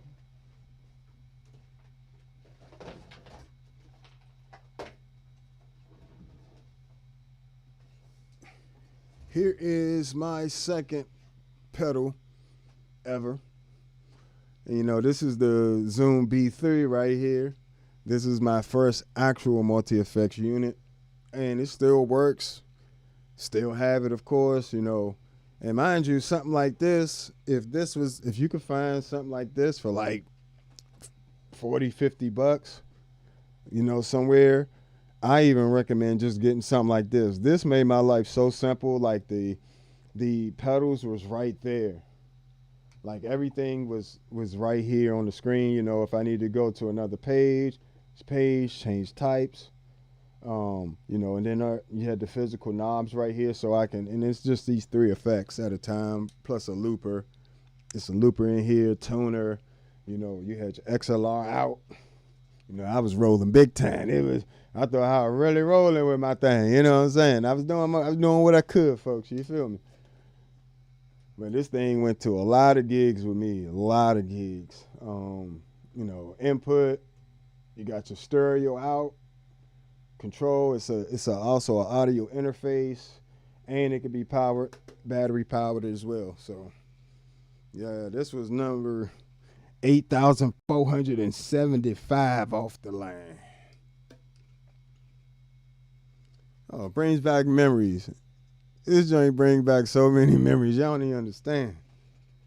Like all this that I'm teaching y'all, started with just this. It started with just, you know, one effect at a time. I got I wanted a better envelope filter sound. So after I bought that Zoom B3, shortly after I bought a envelope MXR bass envelope filter. You know, I still have that pedal as well, an amazing envelope bass filter. So, you know, that's what I said, but I learned how to use it, how to use all the other pedals, the envelope filters, the choruses, the you know, all the phasers, everything. I learned it from this Zoom B3, learning how to properly use this inside and out, reading the manual, learning what each effect sounded like, because just because something has 100 effects doesn't mean those 100 effects are useful or are usable. This has a pitch shifter in it, harmonizer. One of my favorite things still in here is a four voice synth. So it's like it's a monophonic synth, but it uses 4 oscillators, and you can set the different oscillators to different pitches, so, or different intervals rather. So I love the way that little unit sounded, you know, back then, you know. And then as I got more fancy, you know, I went and bought more stuff, of course, like we all do as we get a little bit more cash in your pocket. Let me see what we got here. Cool.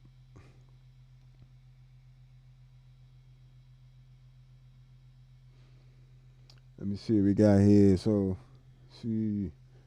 lately I've been loving the pitch shifter on the MS-60B Plus. I can explore so many songs without needing to always retune. Yeah, the pitch shifter on there, especially the polyphonic pitch shifter on there is really good. Who else has a really good pitch shifter? The HX1. The Line 6 HX1 has a really good pitch shifter as well. And I guess it's the same pitch shifter that's on the Helix and the HX Stomp. You know, part of that HX, that Helix family of pedals. So those are great. The Boss OC5 is a great polyphonic octaver, but that's a separate pedal by itself. I like that. I like the ones on the Zoom ones. You can always customize them with modulations, distortions, and everything else. So you got plenty of room to do everything you need on there, and that's one of the biggest things I like about it. Like, you can literally do anything with it or get close to it. Any of your regular bass sounds from people that you're hearing people do, regular bass sounds with some chorus or filter modulator, you can pretty much get there with these Zoom pedals. You know, just straight up. But yeah.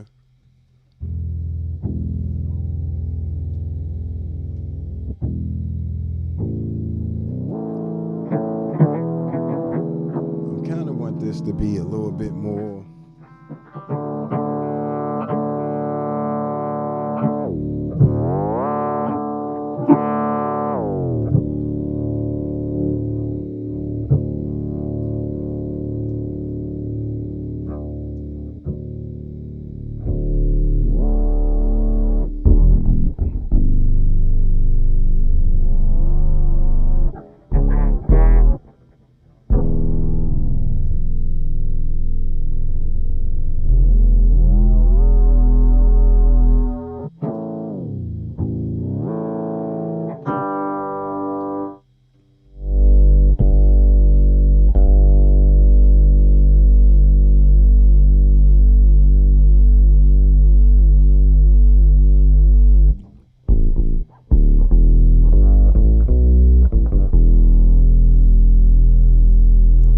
okay, so for some reason the dry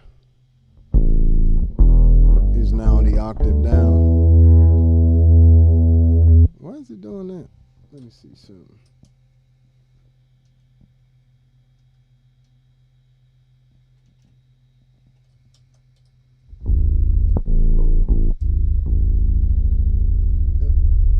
There we go. Yeah, you can also separate which channel you're running out of as well with this. There's pretty cool features on it. And you can always have your direct sound, and you can take it in and out with this button here, and those buttons are saved. The mixer buttons, the muting buttons for the left and right, and the direct are saved to the presets. Let me see what we got here. I can explore them right.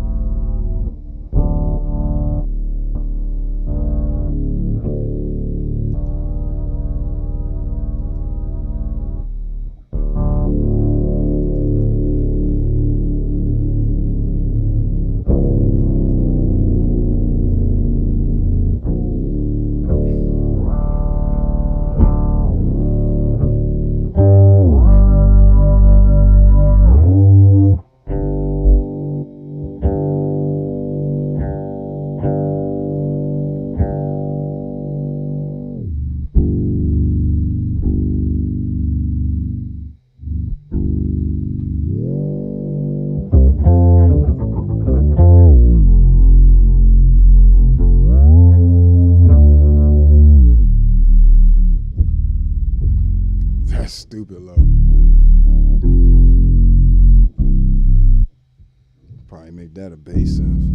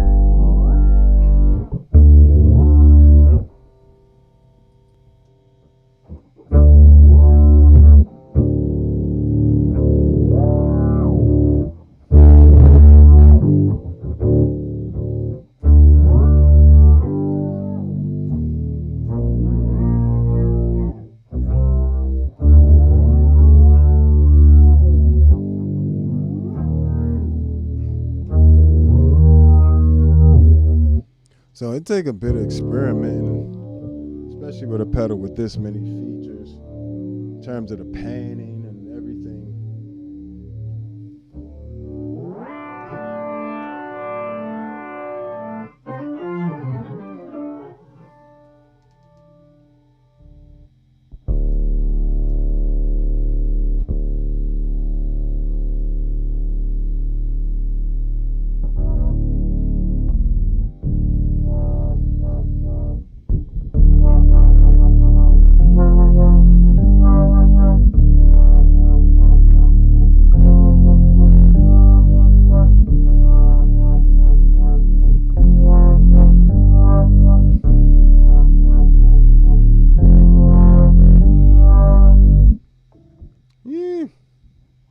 can create some crazy stuff with this joint. And this is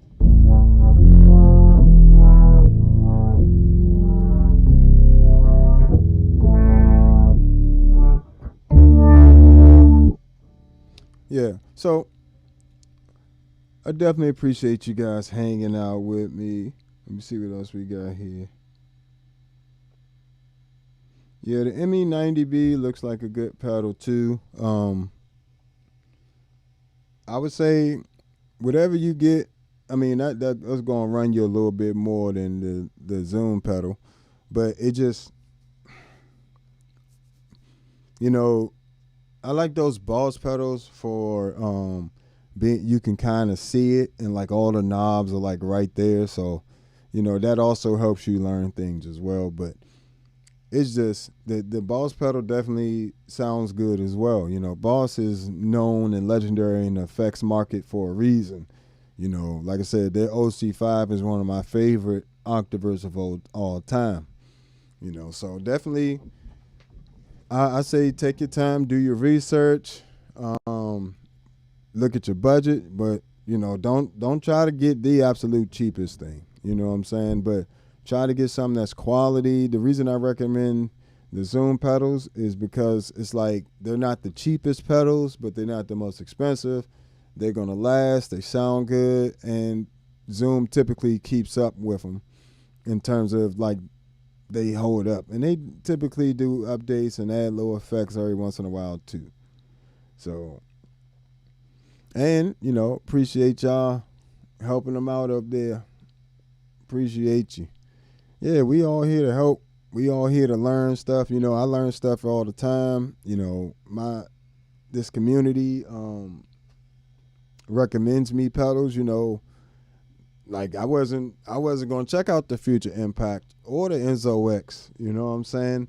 But you know, or the MXR bass synth. I just really I didn't see a need to at the moment. You know what I'm saying? And I also I can get like some really nasty bass synth sounds without a bass synth pedal at all. So, you know, for me, it was a decision of, do I really want to make that jump into learning synth for real and really take it serious? So, you know, I definitely appreciate you guys encouraging me, always, you know, pushing me. You guys keep me up to date on the new stuff that's coming out. I don't know about every pedal or every release. You know, you guys definitely help me out with that. Thank you to the Patreon supporters and the YouTube channel members. You know what I'm saying? You guys make a world of a difference, and I thank you so much. Shout out to everybody that's just been kicking it with me on the different platforms: YouTube, Instagram, Facebook, Twitch. You know, check me out on any of the social media at the Bass Negus, guys. You know, I greatly appreciate the support. If you found this useful, hit the Cash App Super Chat. You know what I'm saying? Help your boy out. And if not, at least hit that like button, subscribe, share, hit that hype button. You know what I'm saying? Share it with some folks. It helps me out a lot. So this has been another episode of All Bass Curations, Ambient Bass Mornings. You know, make sure you subscribe, like, and share. And I'll catch you guys next time. All right. Peace. Oh, yeah, that Boss pedal does have synth and octaves in there too. But